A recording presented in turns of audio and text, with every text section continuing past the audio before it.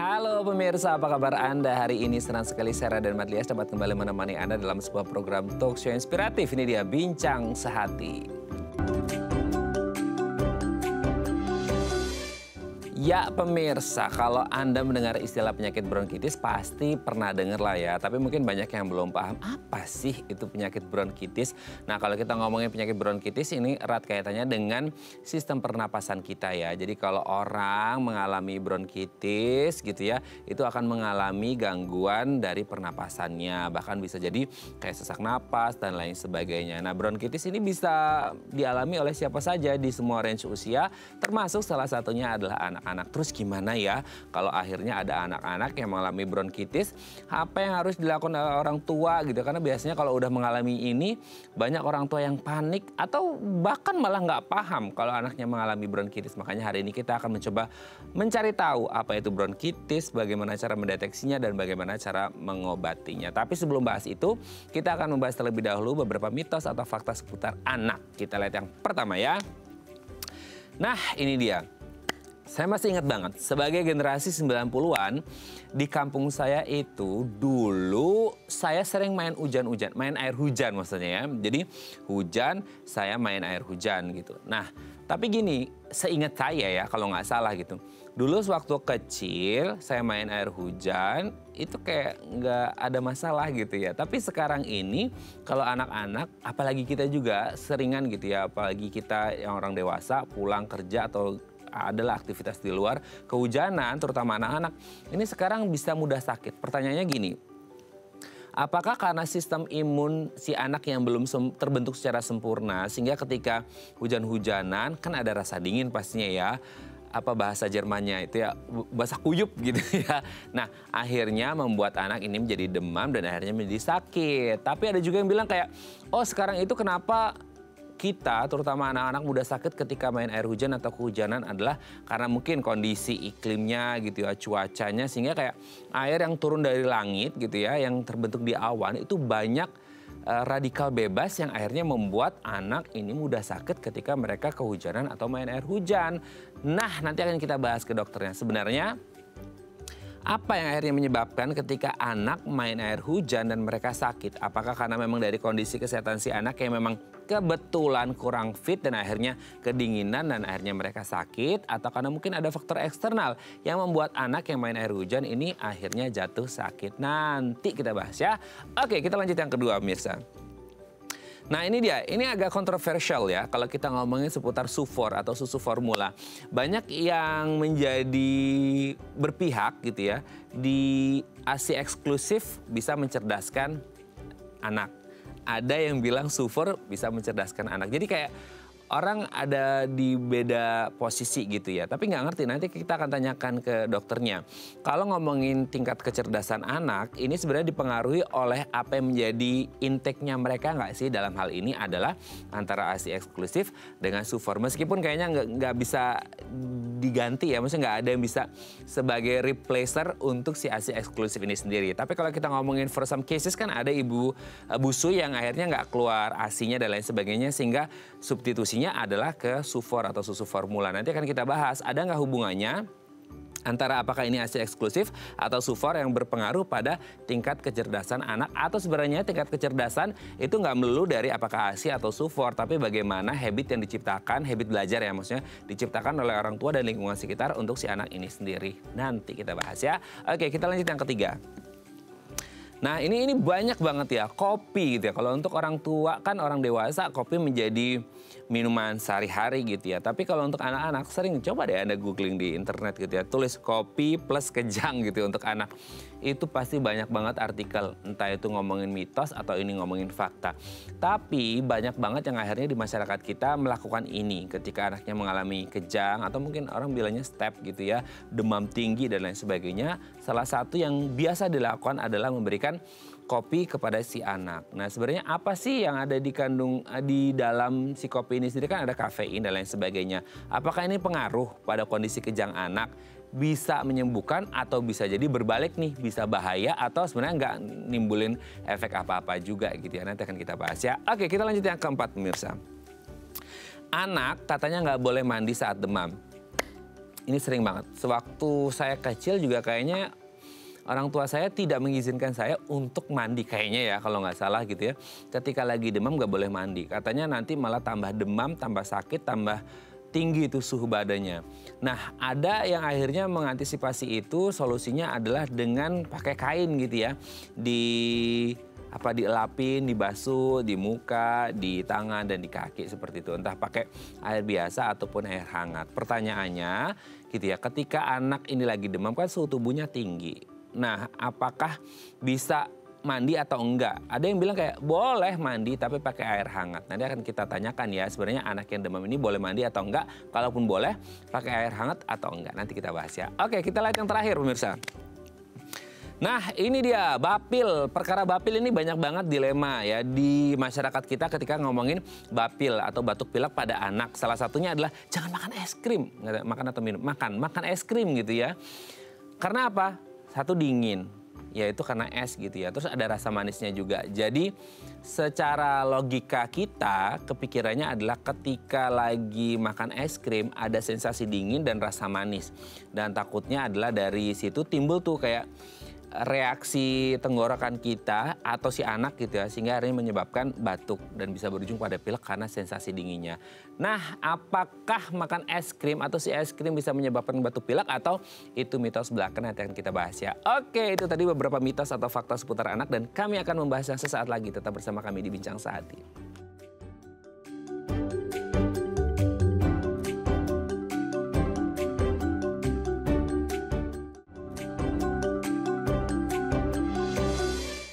Baik, karena masih bersama kami di Bincang Sehati. Tadi di segmen sebelumnya kita sudah membahas nih pemirsa, ada beberapa mitos atau fakta seputar kesehatan anak. Nah, untuk mengonfirmasinya ini beneran fakta atau cuma ini isapan jempol alias mitos, telah hadir bersama kami di studio Bincang Sehati ada Dr. Agni Hartati SPAMKes, dokter spesialis anak dari Rumah Sakit Permata Bekasi. Assalamualaikum, selamat pagi Dr. Agni, apa kabar? Waalaikumsalam, alhamdulillah sehat Mas Raden. Alhamdulillah sehat.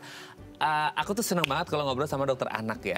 Karena itu ngomong banget, enak banget. Karena udah terbiasa komunikasi sama anak gitu ya dok ya? Iya, begitulah. Oke dok, belum bisa ngomong anak-anak. Betul, oke dok. Sebelum bahas bronkitis, kita ngomongin dulu seputar kesehatan anak, mitos faktanya ya dok ya. Kita lihat yang pertama, kehujanan. Nah ini banyak banget, nggak ngerti nih, kalau pas aku lagi kecil itu tuh sering banget main hujan-hujanan. Tapi kayaknya nggak inget sih dulu abis hujanan sakit atau enggak gitu ya.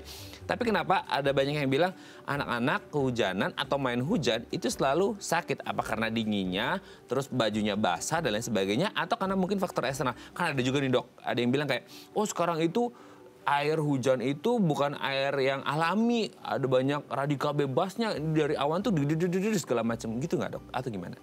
Ya, benar yang telah disampaikan oleh Mas Raden ya. Jadi memang ada faktor eksternal. Faktor eksternal itu misalnya nih anak-anak main hujan gitu ya. Kalau main hujannya misalnya nih di bawah apa nih, misalnya di bawah rumah genteng gitu ya. Nah misalnya gentengnya itu kan kotor gitu ya. Misalnya pernah ada binatang seperti tikus mungkin lewat gitu ya. Pokoknya dia kotor sehingga kan mengandung mungkin dari bakteri.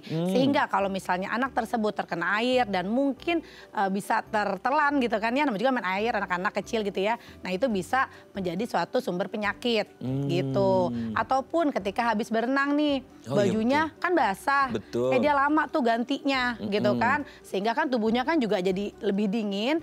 Dan itu tidak gampang hangat sehingga bisa jadi seterusnya dia bisa kena virus, bisa jadi sakit panas, bisa juga dari situ. Gitu. Ada hubungan gini nggak sih dok? Kan selama ini kita ngerti ya ada dua golongan manusia yang mereka rentan atau kayak kondisi imunnya itu ada yang belum terbentuk sempurna, ada yang berkurang, yaitu anak-anak dan lansia. Kalau lansia berkurang karena proses aging degeneratif gitu ya. Nah kalau anak-anak kan memang katanya sistem imunnya belum terbentuk secara sempurna gitu. Itu ada hubungan nggak? Misal kayak beda nih antara orang yang dewasa sama anak-anak kehujanan. Dewasa mungkin nggak sakit tapi anak-anak bisa sakit karena faktor dari imun atau gimana? Jadi dari imunitas bisa juga karena kan memang anak-anak dia lebih kecil biasanya imunitas yang terbentuk juga masih sedikit.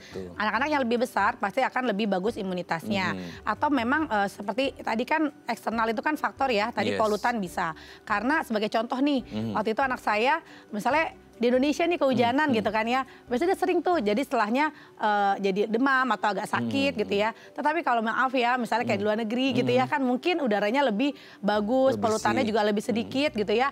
Alhamdulillah tuh mereka padahal hampir setiap keluar dari hotel tuh hujan gitu ya. Tapi nggak pakai payung juga, tapi tuh alhamdulillah sehat gitu kan. Sehat ya? Jadi saya bilang ya selain dari imunitas juga memang eksternal juga berperan penting gitu. Betul ya. Jadi memang banyak faktor ya dok ya. Oke dok, kita lanjut ya yang kedua ya. Nah ini dia, nggak ngerti nih, banyak pro kontra nih dok di lapangan terkait sufor gitu atau susu formula. Banyak yang berpihak pada ASI eksklusif, ya sebenarnya sih itu nggak bisa dibandingin ya dok ya. Betul. Gitu ya. Ini ASI eksklusif dan sufor. Nah kalau ngomongin tingkat kecerdasan anak, ada nggak sih pengaruhnya dari apakah itu ASI atau sufor atau beda nih learning habit yang diciptakan oleh orang tuanya juga pengaruh gitu?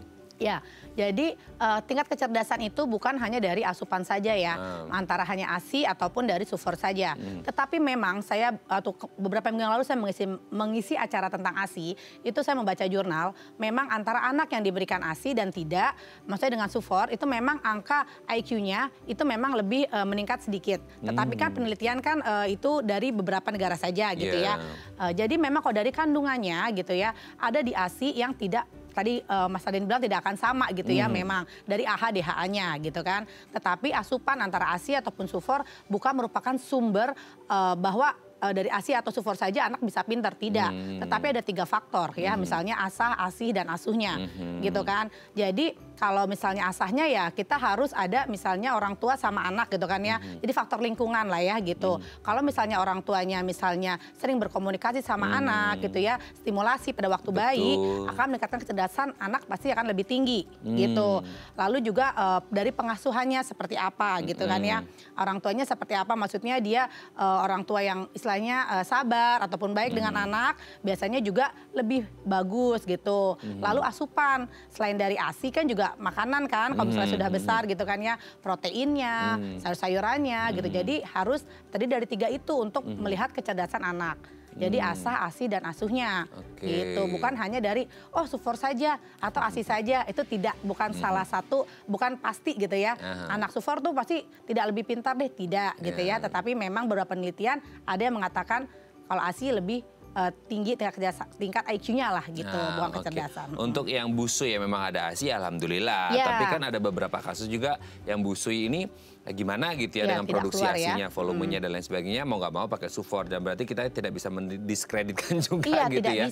Tidak bisa, karena ada faktor yang lain, asah, ASI, dan asuh tadi gitu ya. Oke dok, kita lanjut yang ketiga. Nah ini dia, ini banyak banget anak kejang dikasih kopi dok.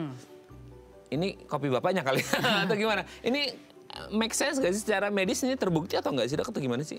Kalau secara medis sih tidak ya, tidak terbukti gitu ya. Tetapi kita mesti melihat dulu kejangnya itu karena faktor apa. Mungkin orang zaman dulu kan kenalnya seperti step ya, step itu kan kejang demam.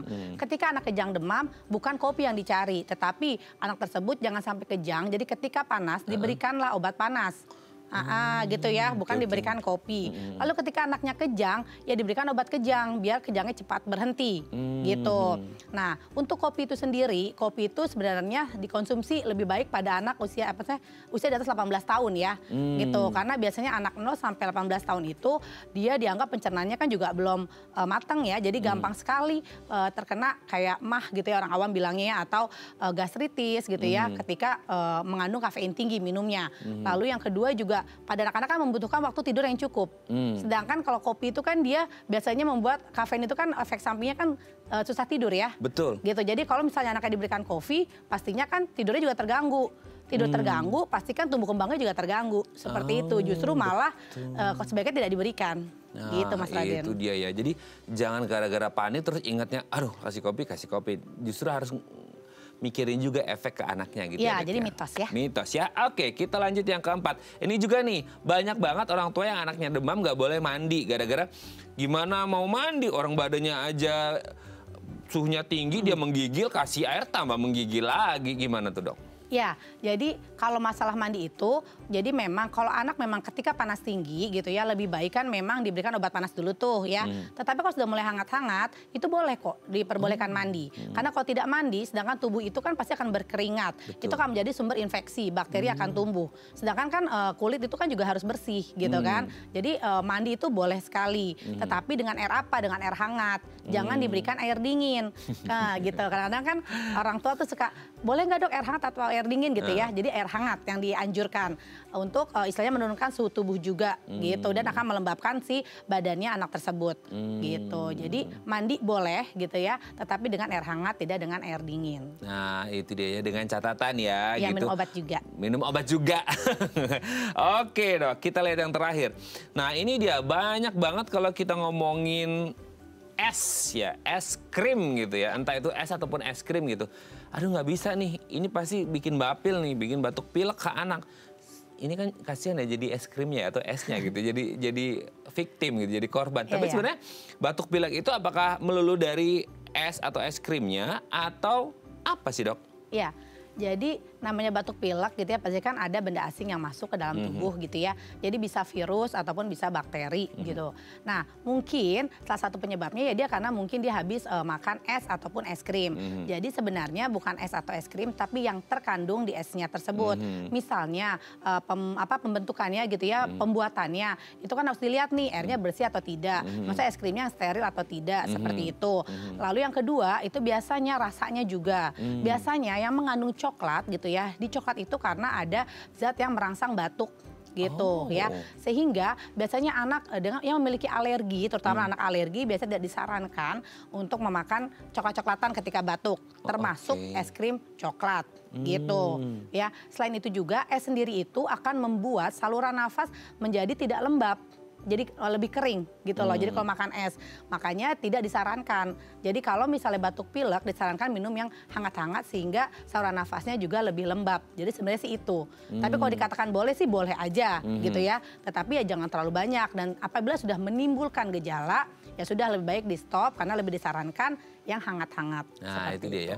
Jadi intinya kalau ya memang sudah sakit batuk pilek tidak disarankan gitu. Boleh tapi jangan banyak-banyak, kalau bisa yang hangat-hangat. Tapi kalau untuk yang umumnya, secara umum sebenarnya bukan es atau es krimnya yang masalah gitu ya. Entah pembuatannya atau mungkin nih biasa anak-anak pegang es krim di sticknya gitu ya. Itu tangannya lagi kotor, nggak sengaja kepegang, bakteri, kuman segala macam masuk dan gitu ya. Jadi memang apalagi untuk es-es di luar kan kita nggak ngerti ya, maksudnya es batunya itu terbuatnya dari apa kan kita juga nggak ngerti ya gitu ya. Jadi kadang-kala bukan kita nyalahin si makanannya, tapi kadang-kadang entah proses pembuatannya atau higienitasnya yang harus di cross check gitu ya. Oke, terima kasih Dokter Ani sudah terjawab atas waktunya. Nanti kita lanjut lagi ngomongin bronkitis pada anak ya dok ya. Oke pemirsa, kalau Anda punya pertanyaan seputar tema kita hari ini, boleh tanya-tanya di 021 290 3244 atau DM Instagram kami di @bincangsaat.tv. Kami akan segera kembali.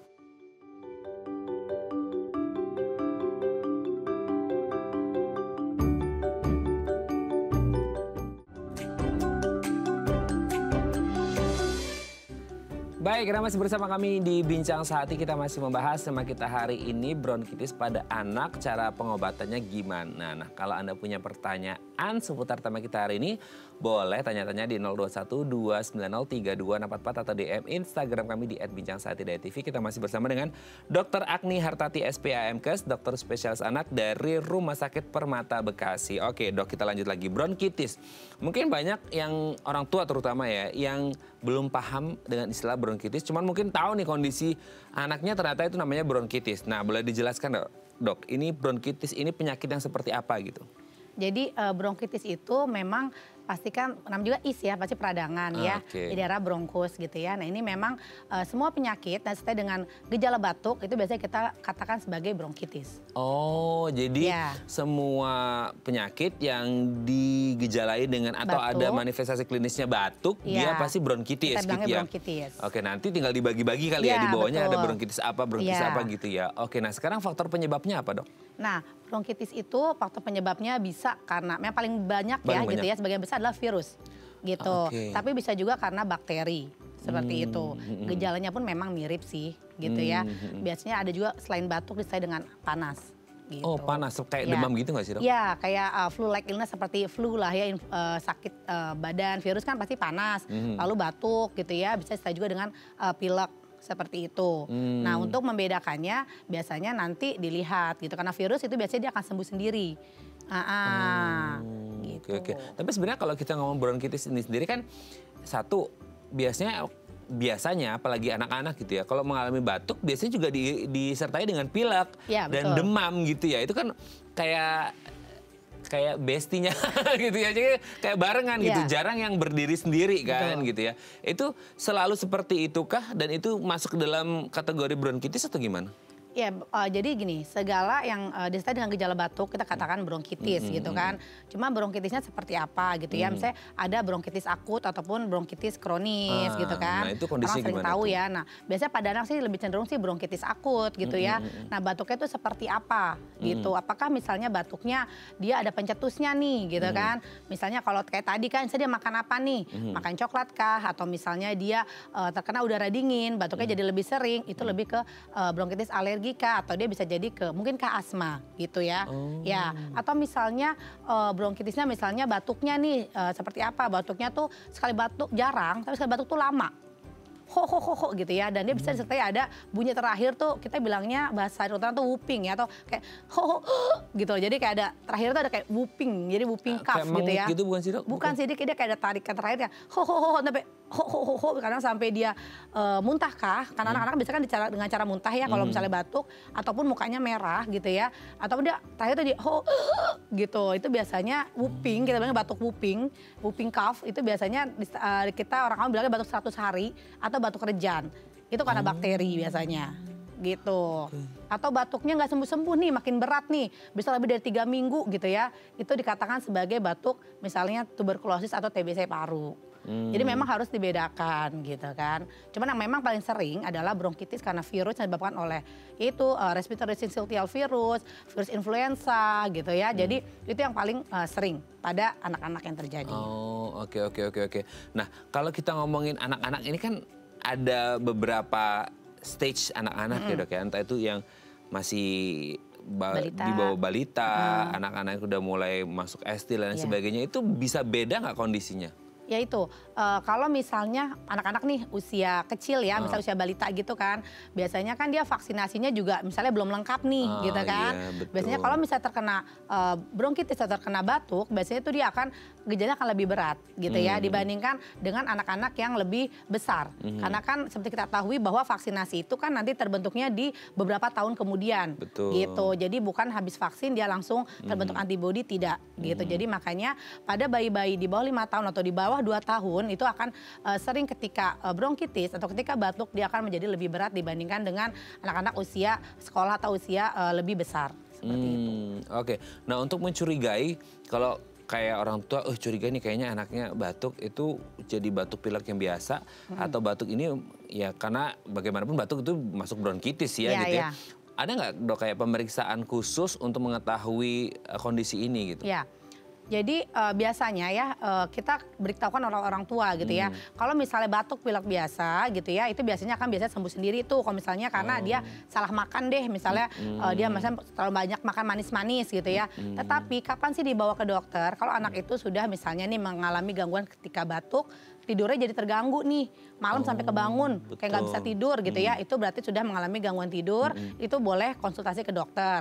Atau pada anak kecil nih, yang lebih kecil kan dia nggak bisa ngomong ya, misalnya sakit atau sesak dia tidak tahu, dilihat gitu ya. Kalau misalnya menyusunya jadi lebih jarang, atau menyusunya jadi sebentar-sebentar lepas, misalnya lepas nenek-nenek gitu ya, lepas gitu ya, berarti kan dia mungkin dia sesak tapi dia nggak bisa ngomong. Gitu kan kalau bayi kan, sehingga dia jadi nyusunya jadi lebih sedikit gitu. Lalu napasnya ada bantuan dinding nafas tuh, kayak napasnya kayak dalam gitu kan ya, kayak ada dada itu jadi cekung gitu ya. Nah itu juga biasanya batuk bronkitisnya itu jadi lebih berat, bisa ke arah pneumonia gitu. Oke, tapi dari hasil pemeriksaan ketika kayak orang tuanya curiga ini kayaknya anaknya alamin bronkitis gitu ya, dok ya. Pemeriksaan itu tadi kan dokter ada sempat mention juga tuh bronkitis, alergi dan lain sebagainya. Emang ada macam-macam bronkitisnya dibagi, ada pembagian gitu nggak sih dok? Biasanya tuh ya karena virus ataupun karena bakteri yang paling sering dibaginya gitu kan.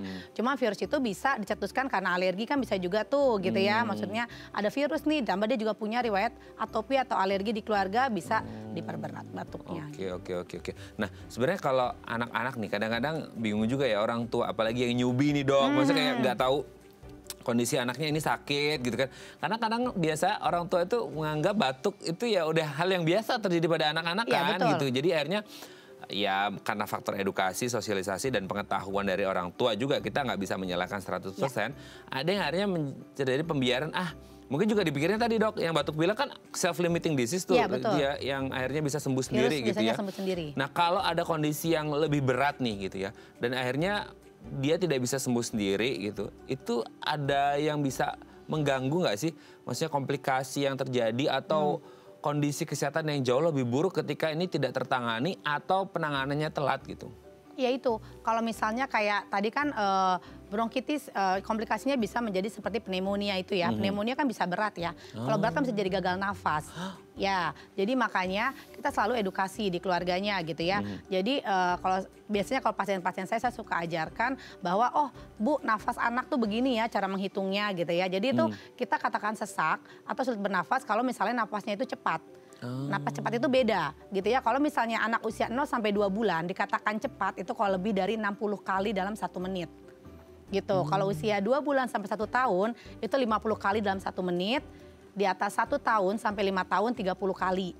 Gitu. 5 tahun sampai dewasa di atas dia 30 dia dikatakan dia sesak.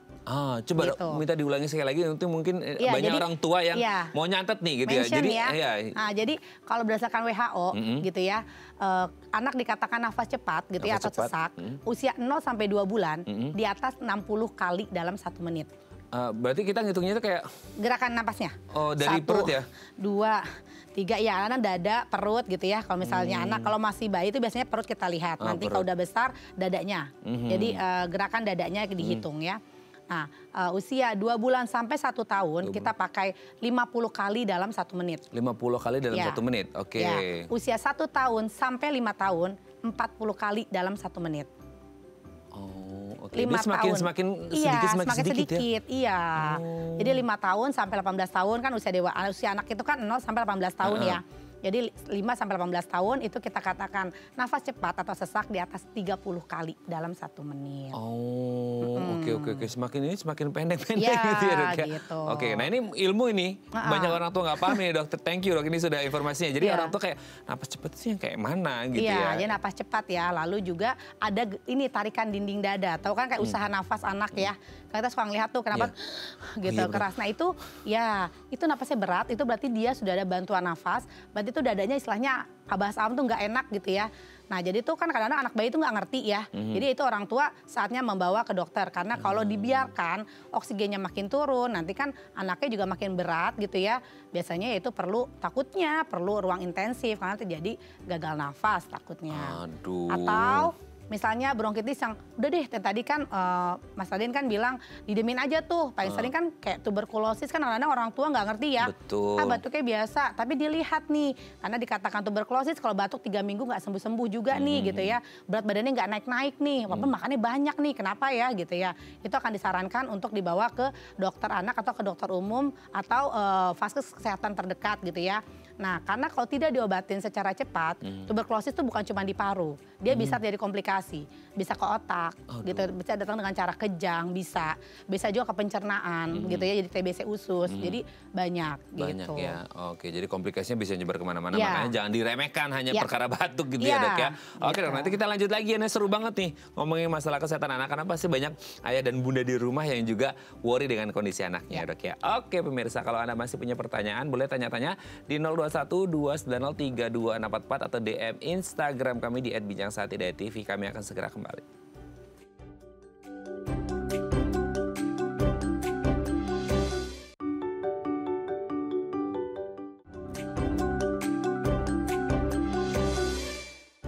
Baik, masih bersama kami di Bincang Sehati. Kita masih membahas tema kita hari ini seputar bronkitis pada anak, cara mengobatinya gimana. Kalau Anda punya pertanyaan, boleh tanya-tanya di 021-290-3244 atau DM Instagram kami di @bincang_sehati_tv. Kita masih bersama dengan Dr. Agni Hartati SPAMKes, dokter spesialis anak dari Rumah Sakit Permata Bekasi. Oke, kita lanjut lagi.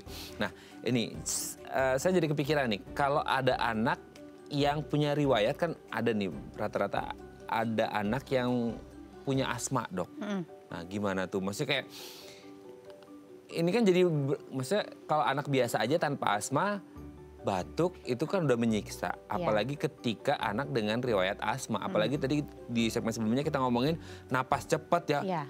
Itu kayak kebayang kesiksanya gimana gitu. Itu gimana tuh, dok? Ya, nah itu makanya yang tadi kita sebelumnya itu di segmen sebelumnya kan tentang berapa sih nafas pada anak gitu ya. Nah ini tadi saya coba ini deh saya koreksi. Jadi usia 5 sampai 12 tahun kan lebih dari 30. Nah 12 sampai 18 itu dia lebih dari 20 kalau dibilang sesak. Jadi lebih ini. Lebih cepat. Ya, jadi kan anak-anak biasanya kan asma itu kan udah lebih besar ya, biasanya di atas 5 tahun. Betul. Nah itu orang tua penting banget itu kalau misalnya memiliki anak yang asma harus bisa menghitung respiratory rate atau laju nafasnya. Karena kalau dikatakan dia sedang serangan, biasanya dia nafasnya lebih cepat dari laju nafas normal. Berdasarkan usia tadi, berdasarkan WHO. Itu. Jadi lalu juga pada anak asma itu biasanya batuknya itu ya Mas Raden cenderung malam hari atau pagi hari. Oh identik gitu ya? Itu khas banget. Dan asma itu adalah yang bersifat tuh kronik. Jadi selalu berulang. Tiap dingin atau malam, kok anak saya sering batuk ya gitu ya. Jadi kalau malam tidur kebangun ya gitu. Jadi periodiknya itu malam hari seringnya. Lalu disertai dengan adanya suara wheezing atau mengi. Oh, beda sama tadi yang whooping ya? Tadi whooping, ini wheezing, yang mengi kayak ngik, kayak kucing kejepit lah ya bahasa saya suka bilang ya. Iya, kayak kucing kejepit. Ya, jadi ngik. Nah, kalau ngik itu biasanya tuh lebih cenderung anak ke arah asma. Gitu. Jadi malam hari lalu berulang dan disertai dengan adanya bunyi mengi atau ngik-ngik. Itu dikatakan sebagai asma dan memiliki riwayat atopi di keluarga. Atau ada riwayat alergi. Misalnya, ibu bapaknya nggak punya asma. Iya. Tapi dia punya riwayat alergi. Mungkin sekali anaknya bisa kena asma, mungkin. Kemungkinan besar. Oh gitu? Ya, karena asma itu pasti dia bersifat genetik. Gitu, cuman dicetuskan dengan lingkungannya. Jadi harus bersih, bebas dari polusi. Gitu. Oke, itu tercetusnya munculnya bisa di usia range tertentu nggak sih, dok? Nah, biasanya memang paling sering itu di atas 5 tahun. Walaupun di bawah 5 tahun bisa saja, tapi memang diagnostiknya agak lebih susah. Kalau anak di bawah 2 tahun atau di bawah 5 tahun untuk mendeteksi asma. Karena biasanya gejalanya tidak khas. Tapi kita lihat, asma itu harus bersifat kronis, jadi berulang itu harus deh. Bukan cuma sekali saja gitu ya. Jadi dia berulang nih sering dan harus pagi ataupun malam hari. Kalau misalnya siang sih biasanya itu bukan asma gitu. Lalu dia harus ada pencetusnya. Bisa dari asap rokok, jadi kumat gitu ya. Atau dia stres bisa juga loh kalau anak asma tuh kan akan mempengaruhi tuh gitu ya. Dia jadi ke triggernya gitu. Jadi anaknya jadi makin kalau stres dia jadi sesak dia. Biasanya anak asma bisa dari situ. Mau ujian nih, dia stres, bisa bener ya. Jadi bisa kalau asma tuh makanya beda. Gitu. Dan asma itu dia tidak bisa disembuhkan. Ya, dia akan ada di tubuhnya. Masa akan ada terus ya. Cuman bisa istilahnya diturunkan jadi jarang serangan atau bahkan tidak serangan bisa. Gitu. Kalau yang lain bisa sembuh. Oke, tapi kalau bronkitis pada anak dengan asma ini sendiri berarti untuk penanganannya di bronkitisnya dulu atau di asmanya? Kan biasa kalau anak-anak itu yang ada asma kan dibawa inhaler ya gitu. Jadi gini, bronkitis itu kan tadi kita semua gejala batuk kita bilang bronkitis ya. Nah, asma ini termasuk yang bronkitisnya itu dia yang lama karena kronik kan. Dia karena kan dia kan penyakit kronik ya gitu si asma itu. Lalu ketika serangan, nah kalau anak yang lebih besar di atas 5 tahun sudah bisa memakai inhaler atau semprot, kita bisa pakai itu. Nah, itu kalau yang sering tapi ya Mas Raden, maksudnya dia bisa sebulan tuh bisa 4 kali serangan, lebih dari 3 kali. Itu dikatakan asmanya itu sering, episodik sering. Itu biasanya dikasih inhaler. Kalau pada usia di bawah 5 tahun atau dia belum bisa memakai inhaler gitu ya, biasanya tuh suka ditambahkan spacer, jadi kayak pemanjang. Orang tuanya tinggal nyemprotin, gitu lah. Jadi ada sih biasanya caranya. Atau dengan nebulisasi. Oh, uap ya? Iya, uap gitu. Nanti biasanya dikasih buat ngebuka si parunya biar dia tidak sesak. Gitu. Aduh, jadi penjelasan dokternya juga kasihan ya anak-anak. Iya. Karena napas itu kan utama gitu ya dok. Apalagi batuk, asma lagi, waduh sangat luar biasa. Tapi kalau ngomongin bronkitis ini sendiri dia, karena tadi kan infeksi virus dan bakteri, berarti dia menular dong dok? Atau gimana? Ya, kalau misalnya virus itu memang dia menular gitu kan. Jadi misalnya nih, makanya sering sekali kan anak-anak di sekolahan tuh kayak sekarang nih lagi banyak banget nih abis libur lebaran. Udah itu kan mereka masuk sekolah nih. Ya betul. Iya, pasiennya juga lagi agak numpuk yang batuk pilek gitu ya. Karena dia bilang baru masuk sekolah loh dok, cuma temennya ada yang batuk. Sekarang kan juga masker udah mulai jarang gitu kan. Karena sifatnya virus itu kan gampang ya penularannya. Jadi bisa menular gitu. Jadi makanya ya agar tidak berat atau tidak sampai berobat atau tidak sampai dirawat, sebaiknya yaitu selain pola hidup sehat sama vaksinasinya deh. Nah itu dia. Tapi vaksinasi itu berarti vaksinasi flu dok atau apa? Ya, influenza dengan pneumonia juga disarankan.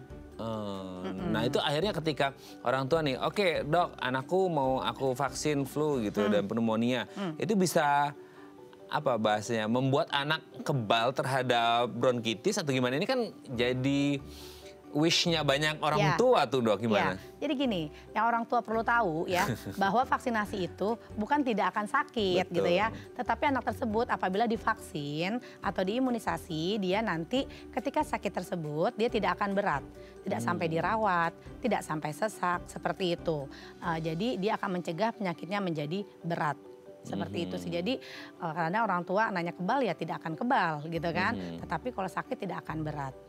Ya itu ya, jadi kondisinya tidak akan seberat kalau dia tidak divaksin gitu ya. Betul. Tapi gini dong, selain faktor yang tadi kita sebutkan, kan mungkin sekarang kadang tuh apalagi di Jakarta dan sekitarnya gitu ya, kadang tuh panas banget, tiba-tiba langsung hujan gitu ya. Itu ada nggak sih pengaruh cuaca, iklim dan sekitarnya kan? Apalagi tadi dokter ketika nyebutin tadi ya di mitos fakta ya, anaknya hujan-hujanan di Indonesia sakit, terus ketika lagi liburan ke luar negeri hujan-hujanan nggak sakit gitu. Nah itu pengaruh nggak sih cuaca dengan kondisi untuk bronkitis ini sendiri? Ya.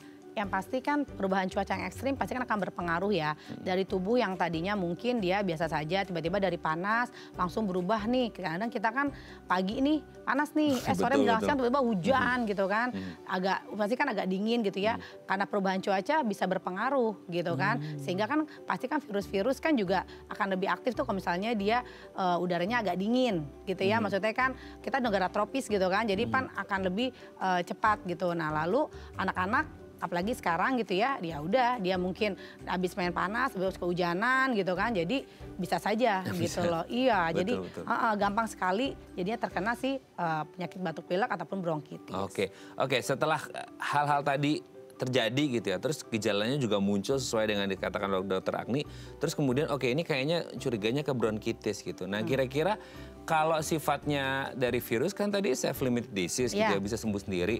Tapi akan mungkin ada orang tua yang nggak sabar ya, kayak aduh nggak bisa dok, nggak bisa nunggu nih meskipun dia akan sembuh sendiri. Itu biasanya penanganan pertama atau pengobatan yang dilakukan seperti apa? Maksudnya kayak bisa di rumah sendiri kah? Atau harus ke dokter anak? Atau kayak di kondisi tertentu bisa di rumah nih ditangani sama orang tua, tapi di kondisi yang seperti ini nggak bisa harus ke rumah sakit gitu.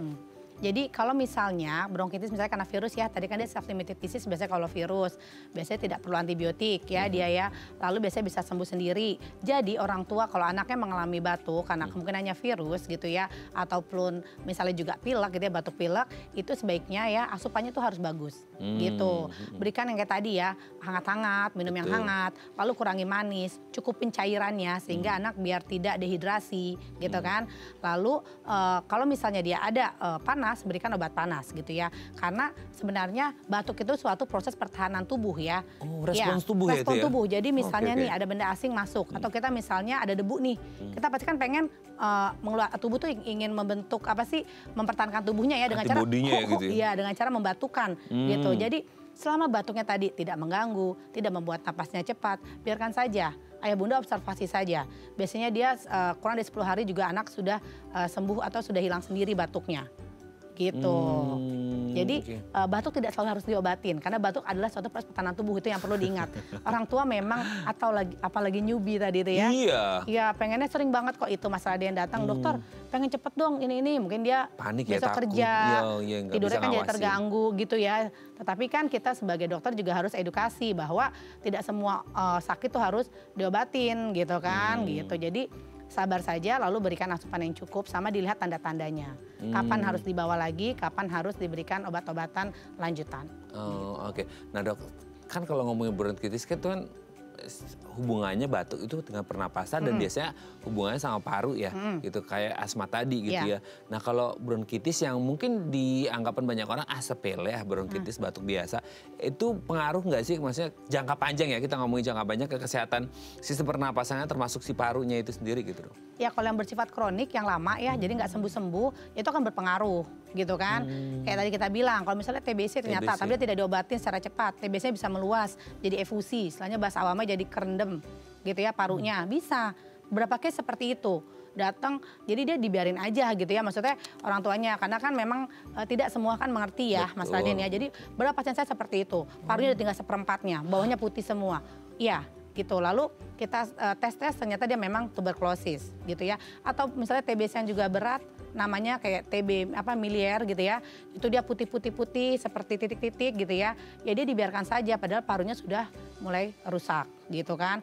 Atau pneumonia juga seperti itu, anaknya sudah makin berat, parunya kan juga istilahnya kotor gitu ya bilangnya ya. Nah itu juga kalau misalnya didiamkan ya berat gitu ya, maksudnya bisa sembuh, tidak sembuh, maksudnya bisa ICU bahkan bisa mengakibatkan kematian gitu. Serem banget ya dok. Iya, kalau misalnya kena komplikasinya kan. Jadi ya jadi tidak bisa dianggap remeh juga, tetapi juga tidak perlu kita over juga gitu ya. Jadi memang harus dilihat, makanya tadi perlu banget edukasi kepada ayah bundanya atau orang tuanya. Nah itulah makanya hari ini kita ngobrolin ini ya dok ya, sebagai salah satu sarana untuk mengedukasi masyarakat terutama ayah bunda yang punya anak kalau ada keluhan-keluhan yang tadi kita sebutkan. Oke, thank you dok, nanti kita lanjut lagi di segmen terakhir. Gak kerasa kan dok, udah segmen terakhir aja kita ya.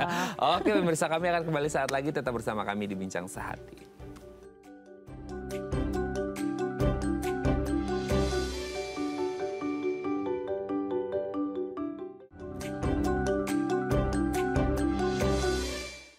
Baik, karena masih bersama kami di Bincang Sehati, kita masih membahas tema kita hari ini seputar bronkitis pada anak. Kita masih membahas bersama dengan Dr. Agni Hartati SPAMKes, dokter spesialis anak dari Rumah Sakit Permata Bekasi. Dok, tapi gini, ini case by case ya dok ya. Jadi kan ada mungkin satu kondisi rumah gitu ya, yang bapaknya itu merokok. Tadi sempat kita bahas sedikit sebenarnya masalah merokok dan lain sebagainya. Ini kan jadi, ini mumpung kita lagi ngobrol gini, ini jadi edukasi juga nih. Karena kadang-kadang istrinya, ibunya yang ngomong nggak ngefek gitu ya dok ya. Ini langsung dari dokternya langsung, ahli kesehatannya gitu. Ini demi kebaikan bersama, terutama si anak gitu ya. Karena banyak orang pikir kayak, alah orang jauh kok gitu kan. Kan anaknya di kamar, ini ngerokoknya di ruang tamu, nggak bakal kena deh gitu. Nah efeknya itu bisa nggak sih, maksudnya hubungannya dengan bronkitis pada anak gitu? Iya, bisa. Jadi makanya saya sering edukasi gitu ya, kadang karena memang beberapa kasus gitu kan ya, orang tuanya tuh bapaknya pasti nggak mau masuk ke ruang praktek gitu ya. Jadi ibunya suka, kan pneumonia itu memang bisa juga karena faktor lingkungan ya gitu kan, yaitu biasanya paling tinggi penelitian di Indonesia itu pasti asap rokok. Ya, itu dari saya sekolah. Jadi istilahnya apa penyebabnya ya, maksudnya pasti asap rokok gitu ya. Nah itu dia bisa makin memperberat. Jadi kadang bapaknya bilang pas masuk nih ya, tapi kan saya nggak ngerokok depan anak dok gitu. Nah itu dia bilang ya memang pak, tapi bapak kalau tidur itu sudah mandi besar belum? Ganti nggak semuanya. Jadi mandi besar ya Mas Raden. Jadi keramas juga, bukan cuma kumur-kumur, sikat gigi, cuma cuci tangan, bukan. Tapi semuanya. Karena kan asap rokok nempel pastikan di rambut. Kan dia ngerokok nih, nempel dong asapnya kan gini, nempel ke rambut gitu ya. Jadi sedangkan di rambut itu bisa bertahan lama. Jadi tadi tidur di kasur, bantalnya nempel dong si asap rokoknya pasti kan. Anaknya tidur bareng nih misalnya, tidur di kasurnya dia kehirup. Jadi bisa. Oh bisa ya? Bisa banget gitu ya. Lalu kadang, dok tapi saya nge-vape gitu ya, bukan rokok. Nah itu dia, banyak yang excuse. Oh sama? Ya that's why kenapa di Singapura juga tuh vape udah mulai dilarang kan. Karena memang setelah diteliti sama gitu antara asap rokok dengan asap vape itu bisa menyebabkan infeksi pada anak, infeksi paru gitu, terutama pneumonia itu. Gitu, jadi itu lalu Ini juga kadang-kadang Lebaran kan suka nih ke desa nih, misalnya pulang kampung nih gitu ya, banyak kan merokok tuh, cium tangan. Oh iya, Nah kan asap rokok kan dari tangan ya, Oh, iya. jadi gini kehirup lah itu, banyak anak bayi gitu kan ya. Berarti di bawah kayak 2 tahun. cuman ujung Iya. hidungnya juga bisa dong? Iya, karena kan itu masih menempel gitu loh. Jadi bukan asap rokok yang langsung enggak, tapi kan yang di tubuhnya, di tangannya gitu. Jadi yang suka kadang dianggap sepele, tapi itu bisa sebagai pencetus gitu. Walaupun tidak setiap anak. Kan mungkin anak tersebut vaksinasi tidak lengkap, lalu anak tersebut mungkin memiliki kondisi khusus, memiliki atopi atau alergi, jadi gampang sekali kalau misalnya batuk jadi lama ataupun jadi berat gitu. Jadi itu sih. Oke, jadi selama ini tuh kita taunya itu bapak yang merokok yang berbahaya adalah ketika asapnya langsung kena anak. Tapi ini lebih dari itu ya. Yang tertinggal di bantal lah, tertinggal di tangan lah, tertinggal di sofa, di ruang tamu juga bisa ya? Iya, di mobil. Kalau ngerokoknya di mobil. Nah itu kan AC berulang-ulang. Iya, makanya. Baunya lihat deh, kalau misalnya mau mobil, misalnya naik Grab atau naik apa gitu, misalnya naik apa online, taksi online gitu ya. Itu kan pasti karena kita suka kecium bau rokok gitu ya. Itu karena kan dia akan menetap loh Mas Raden, jadi akan lama. Gitu. Jadi asap rokok tuh bertahan tuh lama, bisa sampai berbulan-bulan. Berbulan-bulan? Iya, gitu. Wow.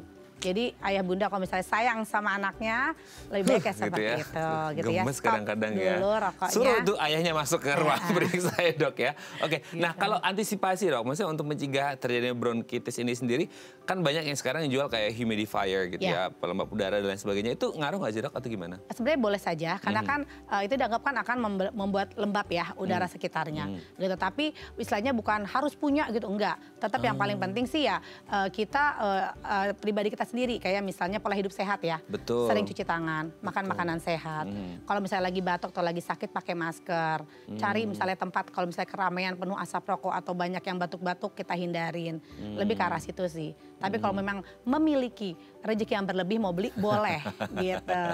Oke, jadi untuk pembersih udara gitu ya sebenarnya sih lebih ke pola hidup yang jauh lebih sehat ya, entah itu dari pola makan, kebersihan rumah dan lain sebagainya ya. Oke, terima kasih Dokter Agni hari ini sudah memberikan informasi yang sangat jelas untuk ayah bunda terutama yang newbie juga, karena biar mereka juga nggak panik-panik banget gitu ya ketika menghadapi anak ketika mengalami bronkitis dan lain sebagainya, gejala-gejalanya apa saja dan penanganannya seperti apa, karena ini menjadi ilmu yang sangat mahal karena banyak orang tua yang belum banyak menginvestasikan waktunya dan ilmunya untuk belajar seputar kesehatan anak. Terima kasih Dokter Ani, sehat terus, salam untuk keluarga di rumah dan teman-teman di Rumah Sakit Permata Bekasi. Selamat pagi, assalamualaikum. Waalaikumsalam, makasih Mas Raden. Sama-sama dok. Oke pemirsa, itu tadi perbincangan kita dengan Dokter Agni, semoga bermanfaat ya. Dan jangan lupa untuk terus menyaksikan konten-konten inspiratif kami di platform Daai Plus. Saya Raden Batya pamit, sampai jumpa dan selamat kembali beraktivitas di hari Kamis yang indah ini. Ingat, jaga kesehatan Anda, istri Anda, dan anak Anda. Jangan merokok ya. Sampai jumpa. Terima kasih dok.